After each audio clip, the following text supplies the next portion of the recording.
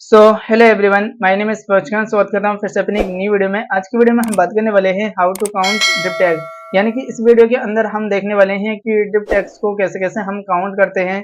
और आपको पता होना चाहिए, अगर आप कोई भी एक स्ट्रक्चर देखते हो तो आपको पता होना चाहिए कि इस स्ट्रक्चर के अंदर कितने डिप टैग आने वाले हैं। तो आइए इस वीडियो के अंदर हम सिर्फ इतना ही देखने वाले हैं। तो सिंपली यहाँ पर मैंने एक पहले से ही यहाँ पर एक स्ट्रक्चर ले रखा है, यानी कि यहाँ पर एक टेबल ले रखी है पहले से ही।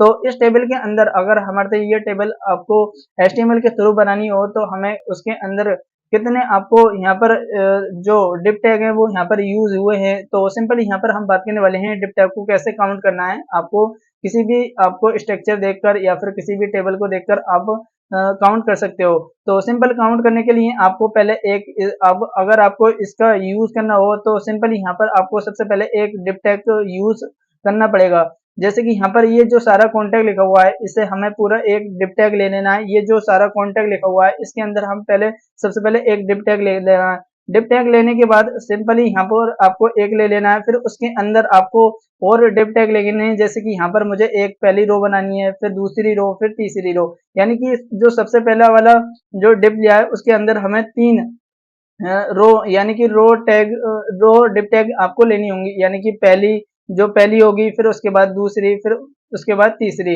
इसी तरीके से आप जो पहली वाली है उसके अंदर हमें तीन कॉलम वाइज बनाने होंगे। यानी कि हमें तीन और डिप टैग लेने होंगे। यानी कि एक डिप टैग तो हमारा जो सारा है, फिर उसके बाद यहाँ पर हमें तीन और लेने पड़ेंगे।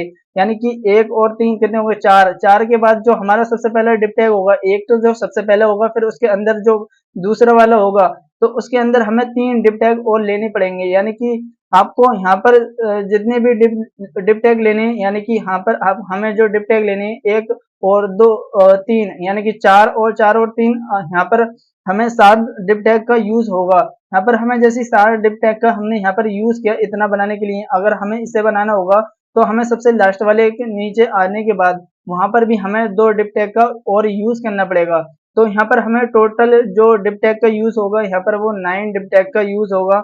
यानी कि यहाँ इसी तरीके से मैंने यहाँ पर एक दूसरी और ले रखी है। तो इसे बनाने के लिए आपको कितने डिप टैग का यूज होगा तो आप काउंट करके बताना और कमेंट में जरूर बता देना। तो सिंपल यहाँ पर मैं आपको बताता हूँ इसे का यूज करने के लिए हमें कितने डिप टैग का यूज करना पड़ेगा।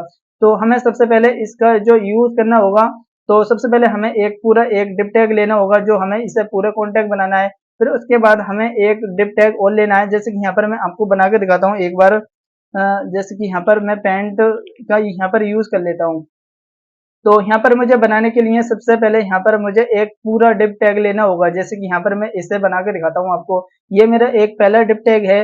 फिर उसके अंदर मुझे और एक डिप टैग और लेना होगा। यानी कि यहाँ पर मुझे इसे डिवाइड करना होगा दूसरी रो में। यानी कि मुझे दो डिप टैग और लेने होंगे। जैसे एक तो ये पूरा, फिर उसके अंदर एक ये वाला और एक ये वाला, यानी कि कितने होगा, तीन। फिर उसके बाद यहाँ पर मुझे एक बार और डिवाइड करना पड़ेगा। तो इसे यहाँ पर करने के लिए आपको फिर से यहाँ पर एक डिप टैग का और यूज करना पड़ेगा। यानी कि यहाँ पर अ, इसका यूज करने के लिए आपको यानी कि यहाँ पर जो मैंने यूज किया था ये वाला एक और एक दो, ये तीन हो गए। तीन होने के बाद और यहाँ पर मुझे इसे डिवाइड करने के लिए फिर से एक डिप टैग का और यूज करना पड़ेगा। तो यहाँ पर हमें कितने यूज हुए यहाँ पर, यानी कि एक और दो, तीन और एक, ये चार। तो फिर से हमें एक और डिवाइड करने के लिए यहाँ पर आपको दो डिप टैग और लेने होंगे। यानी कि दो डिप टैग का आपको और यहाँ पर यूज करना पड़ेगा, जो कि यहाँ पर मैंने यहाँ पर क्या है। इसी तरीके से आप बना सकते हो और इसी तरीके से यहाँ पर भी मुझे दो डिप टैग को और यूज करना पड़ेगा। तो यहाँ पर जो टोटल डिप टैग का हम यूज करने वाले हैं वो सिर्फ 11, यानी कि 11 डिप टैग का यहाँ पर यूज होगा इतना स्ट्रक्चर बनाने के लिए। अगर आप HTML के थ्रू आप ये वाला स्ट्रक्चर बनाना चाहते हो तो आपको टोटल 11 डिप टैग का यहाँ पर यूज होगा। यहाँ पर मैं आपको फिर से एक बार डिप टैग का यूज कर आने वाली वीडियो में मैं आपको बनाकर भी दिखाऊंगा कि किस तरीके से हम इसे बनाते हैं। तो सिंपली इसे मैं यहाँ से हटा देता हूँ एक बार। तो मैंने यहाँ पर इसे आपको बनाने के लिए सिंपल मैं आने वाली वीडियो में बताऊंगा। तो इसे भी मैं आपको बना के दिखाने वाला हूँ। आपको देखने को मिल जाएगा कि किस तरीके से मैंने यहाँ पर एक पिक्चर ले रखी है पहले से ही, जो कि यहाँ पर आपको देखने को मिल रही है। आने वाली वीडियो में मैं आपको बनाकर दिखाऊंगा कि किस तरीके से हम डिप टैग का यूज कर कॉलम वाइज, रो वाइज हम डिवाइड करते हैं।